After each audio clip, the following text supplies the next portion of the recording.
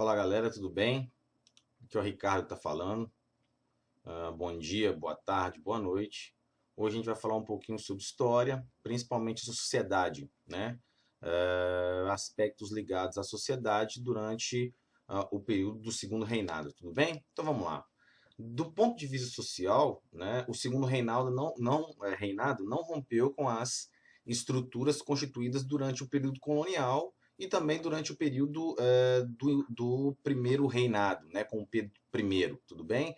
No caso aqui, a gente pode notar alguns exemplos. Ó, a autoridade política social de um restrito grupo de latifundiários, monocultores, chamados, né, apelidados de coronéis, os barões do café, ou seja, durante o finalzinho do período colonial, que começam já a emergir, né, em grau de importância esses atores, né, principais, e eles são vinculados às oligarquias, principalmente a Minas e a São Paulo, tem no Rio de Janeiro também, e o domínio delas vai permanecer até o final da Primeira República, ou seja, a gente está falando de a partir de 1840 até 1930, né, no caso no século XX, que esse grupo, né, de atores vinculados ao plantio, principalmente do café, evidentemente que não vai existir só do café, né? Nós temos os barões, os coronéis vinculados ao cacau, vinculados à borracha no extremo norte do país, né? Vinculado à criação de gado, mas principalmente é, essa galera vinculada ao plantio de café, tudo bem?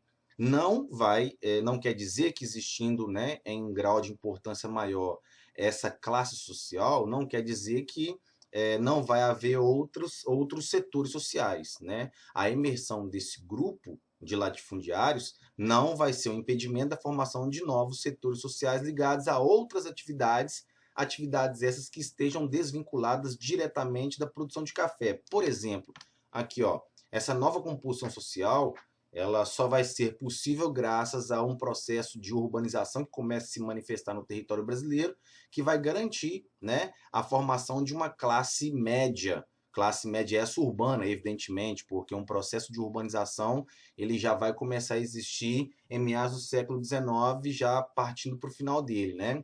Essa essa classe média, ela vai ser principalmente composta, né, majoritariamente de profissionais liberais, funcionários públicos que seguiam alguns padrões culturais, literários, né, estéticos, teatrais das principais cidades europeias. Por exemplo, vamos trocar uma ideia sobre, já que estamos falando dessa imersão, né, urbano-social de uma classe que não diretamente tem um vínculo diretamente falando do plantio do café, então vamos falar um pouquinho sobre a cultura no Brasil nesse momento de segundo reinado, tudo bem?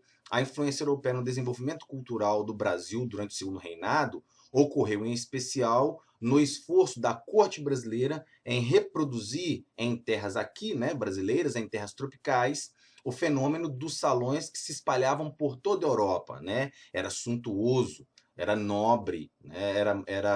Era extremamente positivo fazer parte de classes sociais que frequentavam os cafés parisienses, né, os salões. Quando eu menciono cafés parisienses, porque quiseram fazer de cafés parisienses algo muito parecido aqui no território brasileiro, principalmente no Rio de Janeiro, que é a corte imperial nesse instante, né? Aqui temos uma imagem, né, de um salão, né, aqui uma moça tocando violino, falava-se o francês, né, como se tivesse a língua preferida deles, né, de brasileiros, com uma influência muito grande da cultura europeia, então faria desse território aqui um território, digamos, europeizado, né? Aqui nós temos uma ideia de que o império era o império da boa sociedade, ou seja, a sociedade essa que era vinculada a esses padrões estéticos e culturais que mais vigoravam na Europa durante o século XVIII, principalmente o século XIX e o século XX, beleza? No caso, esses salões eram espaços comuns para os contatos sociais e o deleite de boa música. Esses mesmos salões, eles abrigavam encontros festivos que serviam tanto para promover a integração das elites urbanas, né, como também para o divertimento e jantares suntuosos e buscavam encarnar no território brasileiro, como mencionei para vocês, os cafés tão famosos no território parisiense, né? A língua predileta, só para a gente ter ideia o quão afrancesado, o quão europeizado eles eram, a língua predileta que se falava nesses interiores, né, nesses salões, era a língua francesa, não era nem o inglês, né, como a língua principalmente mundialmente falada hoje. Nesse instante aqui, o que mais se falava, é claro, evidentemente, a não ser a nossa, era a língua francesa, né? E aí, galera, montar e participar de encontros sociais como esse, dessa magnitude, era fundamental para que a projeção social dos indivíduos que compunham a corte carioca pudesse acontecer. Ou seja, se você monta, se você organiza e participa, né, de um ciclo social que compõe essa corte, que faz alusão à cultura europeia, isso seria super gratificante, seria super positivo, né, do ponto de vista social, político e, evidentemente, econômico, né? Informação importante, galera, do ponto de vista ainda cultural, artístico, né? A cultura nacional brasileira, evidentemente, também apresentou como destaque o romantismo, enquanto importante movimento artístico, pode crer? Influenciados, no caso dos autores, né, pelo mundo europeu, os escritores brasileiros como José de Alencar, né, autor ícone clássico de O Guarani e Iracema, e Gonçalves de Magalhães, que é o autor de A Confederação dos Tamoios, eles buscaram exatamente isso aqui, galera, vincular o romantismo ao fenômeno indianista. O que quer dizer com isso? É o que a gente chama de o mito do bom selvagem. Aqui nós temos o José de Alencar, né, ao Guarani, e aqui a expressão máxima da Iracema. E aqui nós temos o Gonçalves de Magalhães, né, e um fascículo da Confederação dos Tamoios, beleza? Aqui só para a gente entender como eles fizeram essa roupagem, né, romantista, digamos assim, que tão vigorava na Europa, ser trazida para esse território, no caso nacional brasileiro. Para esses escritores, é claro, evidentemente que temos outros, mas principalmente para esses dois que foram citados anteriormente, a ideia central era transformar o índio em figura principal na construção da imagem do brasileiro, em detrimento da figura do negro, porque o negro, nesse instante, passou a ser mal visto. Na verdade, ele não passou a ser mal visto, ele sempre foi mal visto, né? Pelo avanço das teorias eugenistas que vigoravam no mundo ocidental durante a segunda metade do século XIX, né? E o romantismo ele foi apropriado, ele foi tomado pelo Estado monárquico na medida em que essa mensagem idealizada do índio fazia parte de uma política pública de construção de símbolos nacionais, ou seja, o brasileiro vai ser muito mais vinculado ao seu passado, a um passado indianista em detrimento de um passado negro, escravagista, escravocrata, porque isso fazia alusão de um passado um tanto quanto negativo, né?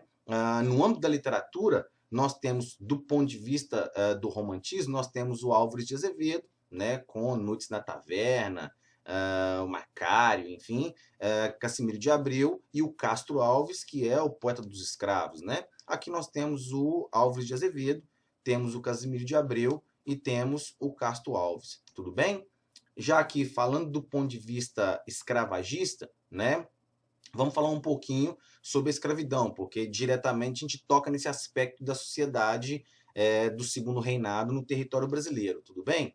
Do ponto de vista político, né, simbólico, quando o território deixou de ser colônia e passou a ser independente, nada aconteceu com o trabalho escravo, ou seja, ele foi mantido. Né? A manutenção do trabalho escravo ela aconteceu do processo, né, colônia para o império e de primeiro reinado para o período regencial e do período regencial para o segundo reinado. Nada foi modificado, ou seja, a manutenção do trabalho escravo ela aconteceu, né? A independência do Brasil não se comprometeu em libertar a população escrava, que permaneceu durante algumas décadas como os braços do país. Tudo bem, galera? Aqui temos uma imagem simbólica, né, que é um tanto quanto até forte, mas isso vigorou no território brasileiro, né, durante muitas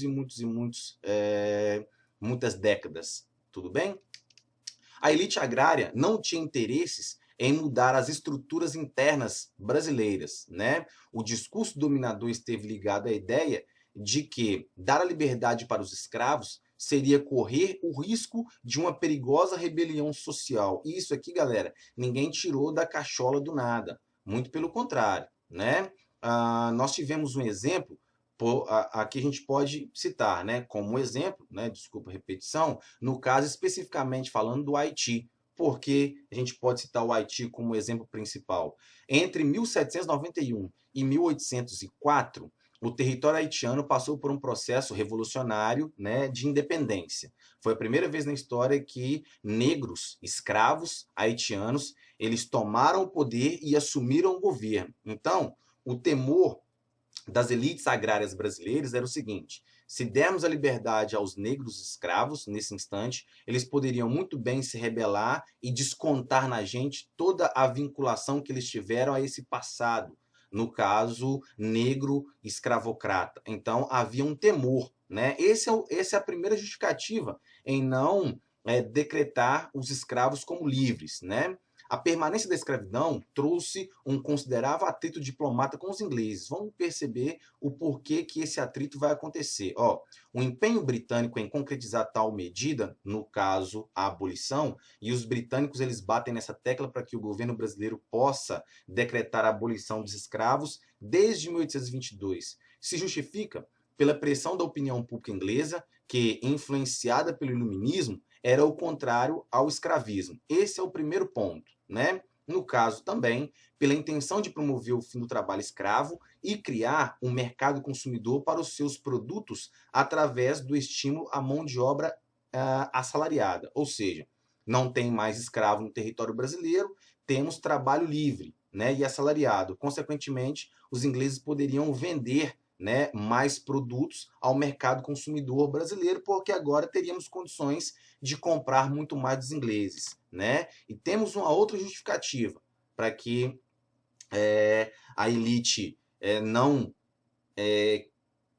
desse a liberdade aos escravos e os ingleses batendo nessa tecla que eles queriam abolição, ou seja, um contra, um a favor, né? Aqui especificamente, mais uma vez, dos ingleses. As motivações da Inglaterra também podem ser explicadas pelo interesse em manter a África isolada, deixa para lá, né, de ingerências externas que viessem atrapalhar o processo de dominação imperialista que se constituía no território ocidental, principalmente europeu, africano, no século XIX. E temos uma outra justificativa, né?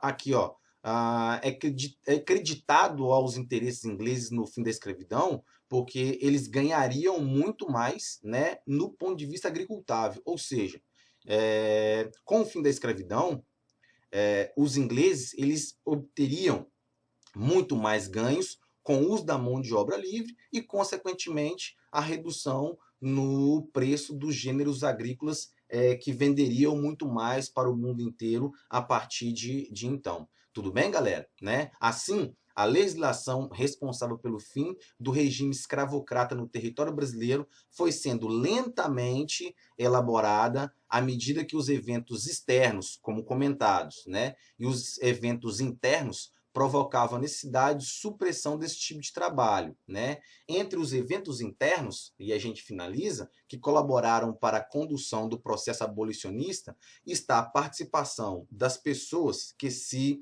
situavam fora, né, desse eixo agrário, né, que não estavam vinculadas diretamente com a escravidão. Então a gente pode citar aí que eram a favor da escravidão, não só os ingleses, né, mas também a classe média urbana, profissionais liberais, intelectuais, universitários, pequenos comerciantes industriais, ou seja, essas pessoas vinculadas a essas classes não estavam diretamente ligadas ao mundo agrário, à escravidão, ao diretamente falando plantio e o lucro proveniente do café, então eles eram muito mais a favor desse processo de abertura, de liberdade político e social desses escravos, passando a ser, né, daqui a pouco, homens livres. Tudo bem, galera?